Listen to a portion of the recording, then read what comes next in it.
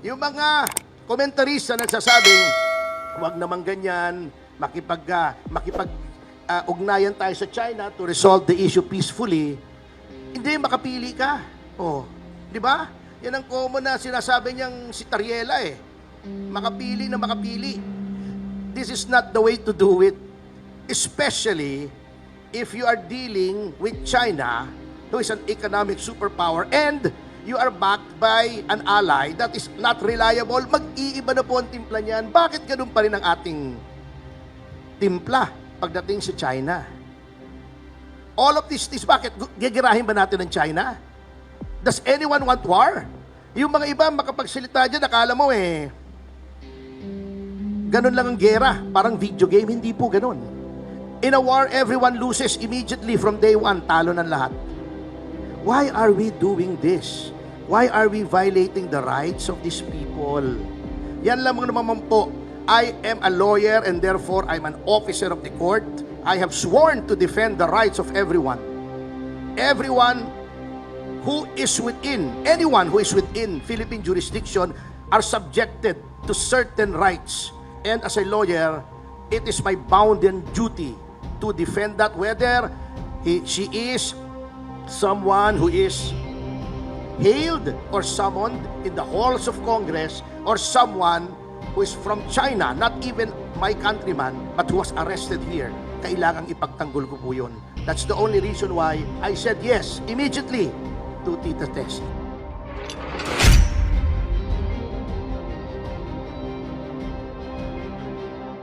Yun lang man po to.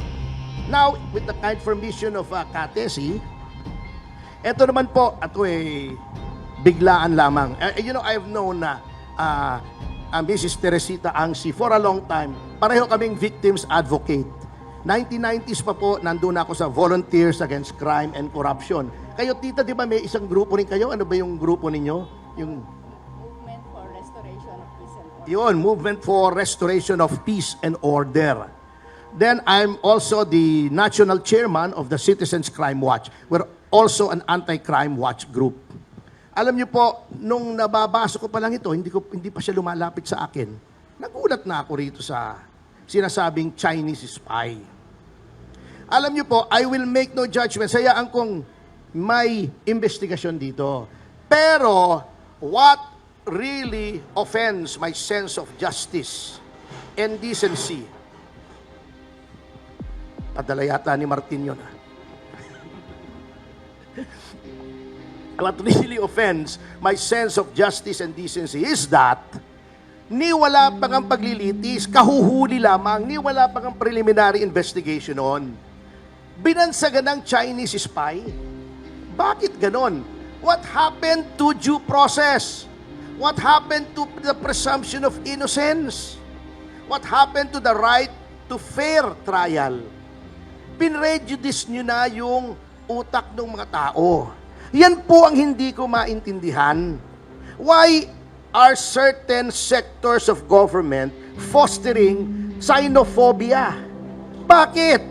Kaaway natin ng China, may pinagtatalunan na teritoryo. Okay, fine. And I would be the last person to say na hindi dapat nating i-claim yung what is rightfully ours. Ngunit, this is not the way to do it. Paring and feathering every Chinese national who goes to the Philippines is not the way to do it. Ito nyo yung Vietnam. May territorial dispute din sila. Nagbarilan pa nga yun yung 1970s. Remember, kung yung mga mahilig sa history. Yung 1970s, noong wala pang North Vietnam, yung North Vietnam, South Vietnam pa, hindi pa unified. At ang South Vietnam ay ally ng Amerika.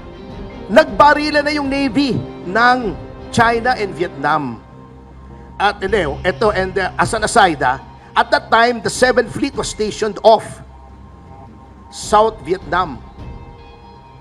Humingi ng tulong ang South Vietnamese Navy kasi nadadaig sila ng Chinese Navy. Hindi naman tumugon ang 7th Fleet. That is how reliable the Americans are as allies.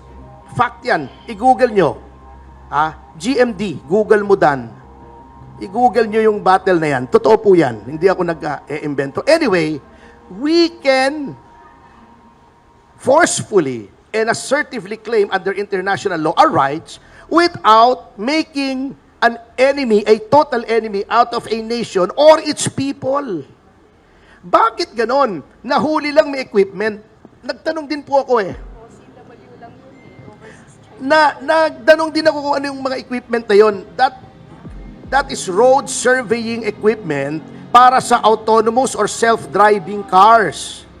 Ngayon sinasabi nilang very accurate yon, up to the last centimeter. Siyempre, self-driving car pag hindi accurate yun, di nabunggo yun. Ibig sabihin, maaaring nag-i-spy siya. Maaari rin namang hindi. Ngunit, imbestigahan nyo muna, tingnan nyo muna, bago kayo magsalita, uy, may Chinese spy dito. The Chinese are spying on us. Talagang kinakalaban tayo ng China. And then, bakit? Bakit kahit consular officials, hindi makadalaw? Tama yung sinabi ni Tito Tessie. Kung yan ay spy, ang usual diplomatic approach is deniability. Di ba? Di ba? Parang mission impossible. Pag kayo na-discover, hindi namin kayo kilala. Kasi spying on a neighboring country with which you have diplomatic relations is a no-no in international law. Bakit pupunta yung consular officials then? Hindi mo papapasukin. That is anathema to our Constitution sa Bill of Rights na sinasabing torture, violence, incommunicado are prohibited. At wag nilang sasabihin Chinese yan. Because in the same way that our laws are applicable to those who visit or who sojourn to the Philippines, ganon din po applicable ang mga karapatan ng mga taong yun. Hindi lang po citizen ang may right. Basta nasa Pilipinas ka, yung konstitusyon, yung mga rights under the Constitution are applicable to you even if you're just a tourist or you have a working visa or you are a resident or kahit nga illegal alien ka, may rights ka pa rin bakit bina-violate yung Constitution? You know, that's the same thing that happened. Yung Believe It 19, if you recall, nun si De Lima. May tinanggal na mga bilanggo sa Believe It, nilipat sa NBI, ayaw pakausap sa pamilya kahit sa abogado. That's why we filed a petition for writ of amparo sa Court of Appeals and we were granted that because of the constitutional provision against incommunicado detention. That is the reason why tinutulungan ko po ito. Kaso nyo, yung mga ulalo dyan sa gobyerno, kapag tumutulong ka o nagsabi ka ng pabor na in favor of anything about the Chinese, abay, makapili ka na. Kung may red tagging, may makapili tagging ngayon Yung mga komentarista nagsasabing, huwag naman ganyan, ugnayan tayo sa China to resolve the issue peacefully, hindi makapili ka. Di ba? Yan ang common na sinasabi niyang si Tariela Makapili na makapili. This is not the way to do it. Especially if you are dealing with China, who is an economic superpower, and you are backed by an ally that is not reliable. Mag-iiba na po ang timpla niyan. Bakit ganun pa rin ang ating timpla pagdating sa China? All of this bakit? Gigirahin ba natin ng China? Does anyone want war? Yung mga iba makapagsalita dyan, akala mo ganun lang ang gera, parang video game. Hindi po ganun. In a war, everyone loses immediately from day one. Talo ng lahat. Why are we doing this? Why are we violating the rights of these people? Yan lamang naman po. I am a lawyer and therefore I'm an officer of the court. I have sworn to defend the rights of everyone. Everyone who is within, anyone who is within Philippine jurisdiction are subjected to certain rights. And as a lawyer, it is my bounden duty to defend that, whether she is someone who is hailed or summoned in the halls of Congress or someone who is from China, not even my countryman, but who was arrested here. kailangang ipagtanggol ko po yun. That's the only reason why I said yes immediately to Tita Tessie. Maraming salamat po. Alright, maraming salamat. At Noemi Deng ang nagrereklamo po. Pakilahad po. Good morning po. Una sa lahat po, marami pong salamat sa tanggap sa akin po dito. Kay Sir Benedict po, kay Attorney Topacio, kay Ma'am Teresita po. Maraming salamat po. Sa buong puso po ako nagpapasalamat simula sa aking pamilya po at saka sa pamilya ni Ching po sa China po. Inaano ko lang po na sana po mabigyan ng hustisya po yung asawa ko dahil hinahanap na po siya ng anak niya. Ilang araw na po hindi nakakausap. Parati na lang nagtatanong yung bata po na saan na yung daddy niya. Wala po akong maisagot na tama. Nag-iisip na lang ako ng kung ano-ano. Nung last na ano ko is nasa mountain, hindi makontak yung daddy dahil nasa mountain. Sabi niya, daddy is nag-aano pa rin ng road, nag-survey pa rin ng road. Sabi ko, yes, no signal there. So, paano natin siya makakausap? Nung palipad na kami kahapon, sabi niya, tawagan na lang yung daddy niya kasi magiging masaya yon pagka nakausap siya at nakita siya. Sabi ko, hindi pa rin makontak. Sabi ko, tinawag ko, sige, ikaw tumawag sa daddy mo. O, di ba, cannot be reached? Sabi niya, hanggang kailan ko siya pwedeng makita? Sa akin, sa pamilya ko, at saka sa pamilya ni Ching sa China, nagpapasalamat ako sa buong puso kay Ma'am Teresita talaga. At sa Chinese Embassy po na tumulong po na malawakan yung kasong ito. No? Hindi ko po alam, wala po ako sa posisyon para magsalita doon sa nangyayari sa ngayon. Pero isa lang po ang masasabi po, hindi po spicy Ching po. Matagal na po siya naninirahan dito sa Pilipinas. Mahigit 10 years na po siya dito. May anak po kami, 8 years old. Natatakot pa ako sa kahihinat na ng anak ko sa school. Dahil sa media na lumalabas na spy yung daddy niya, ayaw ko pong maisip ng bata. Kasi yung daddy niya, yun yung hero niya. Tapos yan yung makikita sa social media later on. Yung anak ko, hindi po yan nagagadget. Pero later on, yung mga kaklase niyan, maririnig kung ano yung mga pinagsasabi. Wala pong kasalanan yung asawa ko, yung anak ko po. Linahanap po yung daddy niya. Sana po matulungan niyo po akong palabasin yung palabasin si Ching po. Alright, maraming salamat sa iyo, Ma'am Noemi. Yung inyo pong asawa ay sa ngayon ay nakakulong, ano? Tama ba?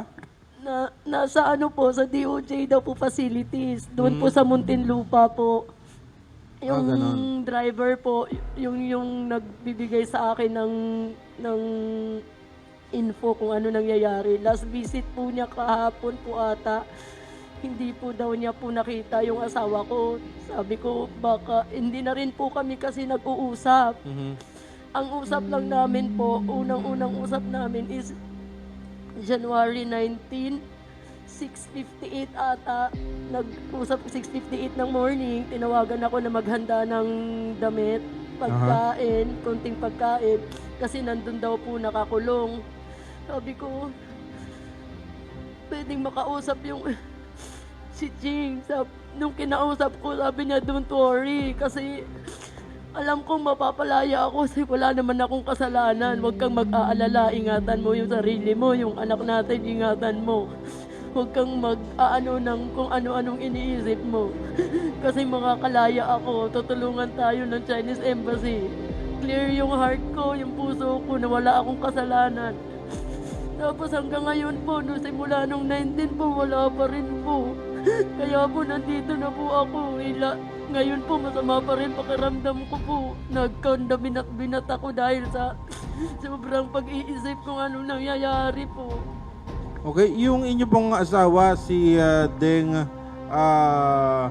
Yuan King, matagal na ba kayo nagsasama? Tagal na Gano'ng po. katagal na ba? Ilang years na ba? 2014 po. At may ilan kayong anak? Isa po. Isa lang. Opo, isa lang po. Okay. Opo. At kamakailan lang nga ay nahuli nga sa Makati, ano? Opo. At espionage ang ano yata, di ba? Ang kaso. Attorney, available itong ano? Maliit po ang penalty ng espionage, even if proven. But in the meantime, kung magpa-file na ng information sa court yan, pwede naman pong piyansahan. Nagtataka lang talaga ako, nakita ko kasi yung mga litrato. Kasi noong siguro mga few years ago, I think around a few years before the pandemic, taga-better living kasi ako eh. Tuwing umaga, pag umaandar ako ron, meron doon isang sasakyan na merong camera both sides, umaandar, na-akos nga nung pulis. Nabalita sa amin yan. Yung pala, yung survey ng Waze. At that time, yung mag-uumpisa pa lang ang Waze dito, sinasurvey po talaga kasi nung mga navigational companies, lalo na yung self-driving car, mas accurate dapat yun. I'm not saying yun dahil hindi po natin alam. But our government should not discount that possibility. Baka naman innocent lang before trying to launch an international incident. Kasi, alam nyo, hindi lang po ganyan yan eh.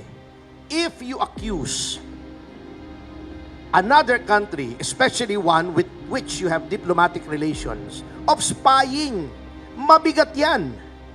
Mabigat na accusation yan. Because unang-una, espionage is frowned upon by international law. You're not supposed to be sending spies. Pinagbibintangan mo na ng mabigat yan. May strain yung relations ng China and the Philippines. At hindi ko pinagtatanggol ang China, ngunit we belong to a community of nations. Global community na tayo. One should not lightly strain diplomatic relations with any country. Not America, not even Belgium, yung mga malalayo, because mas maganda, mas marami kang allies. Di ba? Dahil global na tayo ngayon eh. It leaves a bad taste in the mouth. Pag sinabi mo, ikaw nag-i-espiya ka rito. You accuse them of a belligerent attitude towards your country. Hindi po maganda yon. That is not only unsavory, it is quite clumsy pagdating sa diplomatic relations na basta akusahan mo na lang. Hindi bale kung magkalabang kayo noon, katulad ng Cold War, America at saka Russia, they keep accusing each other of spying kasi talagang magkalaban sila. Or North Korea and South Korea accuse each other of spying because they're still at war actually. Walang ano yan. Technically, they're still at war. Armistice lang yan. Kaya nga nagka-DMZ. So, if you do that, mabigat pong akusasyon yan. And then, to deny consular officials access to a citizen that is incarcerated in your own country, violation yan ng mga conventions on diplomatic relations. Mabigat po yan. Lalo na yung Geneva Convention on Diplomatic Relations. Pag ginawa mo yan, katulad nung ginawa ng Amerika dun sa vice chairman ng Huawei na pinaaresto ng Amerika sa Canada, you risk retribution. Babawian ka niyan. Because no self-respecting country is going to allow itself to be insulted without seeking retribution from your citizens in their country. Anong gagawing retribution ng China dyan? Kita ba, di ba, ang China noon, pinaaresto yung vice president ng Huawei. May mga negosyanteng Amerikano sa China, inaresto rin ng China. So these are the repercussions. Tignan po natin. Parang amateurish kasi ang ating gobyerno. Napapailing na lang po yung mga taong nakakaintindi. Very clumsy, very unseemly, very unwieldy, very amateurish. Ayun. Narinig ko parang gusto yata Hindi nga, ang nagtataka ako, partner, gusto mo assertive sa China. Ba't kinat mo yung budget ng Department of Transportation nasa ilalim noon ng Coast Guard? Bakit mo in-slash ng 15 billion yung AFP Modernization Fund, nilagay mo sa AKAP? Anong gagawin mo? Binibigyan mo ng ayuda, yun ang pasusugurin mo sa West Philippine Sea. Kalokohan Hindi ko maintindihan talaga. Tsaka Benedict, di ba? Yes, ma'am. Tayo talaga, pinoprotektahan natin ang ating mga OFW, mga Overseas Filipino Workers. Kaya ako rin, lumabas para tumulong dahil mga ninuno namin, OCW Overseas Chinese Workers, kasama ni Yan Qing, OCW yan. Contractor lang, hindi nga, sabi pa nila parang engineer, hindi. Contractor siya for the driverless car, no? Ako, sabi ko, carless, driverless car pala, self-driving, autonomous self-driving. Tsaka yung company, chinek ko talaga, ang kliyente niya, taga-Australia, US, Taiwan. Kung may suspicion na ang company na yan, merong ganyang klaseng background, hindi makikipagkontrata ang US, ang Canada, Australia, Korea pa nga yata, and Taiwan. No? Yun yung nakita ko kasi international standard, lahat US allies ang mga kliyente. Yun lang ang sinasabi ko na due diligence, hindi yung trial by publicity. Kaya naman din ako napilitang lumabas kasi nga trial by publicity agad, ano? At humingi talaga ng tulong both family in China, si Noemi, tapos yung Chinese embassy kung pwedeng matulungan kasi hindi nila maintindihan bakit hindi nila makausap kahapon at least yung driver na bisita ng asawa, no? That's a Sunday. So ngayon iniisip namin yung bata muna asikasuhin namin kasi mataas ang lagnat at hinahanap yung nanay niya, tatay niya. So asukasuhin, then we will be going, no? Para maganda yung suggestion ni attorney, sabi niya baka sabihin na natin, i-file na para magbayad na kami ng magpiyansa na, mag-bail na. Hindi ko lang alam kung mahinga ng napakalaki, mahirap lang taga-ipil lang ito, no? May naman yan, Tito Tessie, may bail bond guide naman yan. They cannot go beyond that. Halimbawa, ito yung penalty, ito yung piyansa. Ang medyo uncertain lang tayo kung ilang counts ang ipa-file nila. Kasi halimbawa, 30,000 ang piyansa, 10 counts naman, di 300,000. So, siguro naman, in that case, makakatulong naman siguro yung embassy. Kasi ganun yan eh. Oo, yun. Kasi kung iniisip ninyo, kasi may naman, uy, napaka-high price ng lawyer ninyo. Sabi namin, hindi. I'm doing this pro bono, ha? Puro abono. Hindi, abono lahat. Always. No? Pero siyempre, makakahingi naman talaga kami ng tulong kung talagang deserving. No? Ang sa akin, due diligence talaga. Gawin nyo yung trabaho ninyo bago tayo mag-conclude, no? Kasi nakakalungkot na lalo natin pinapagulo yung issue.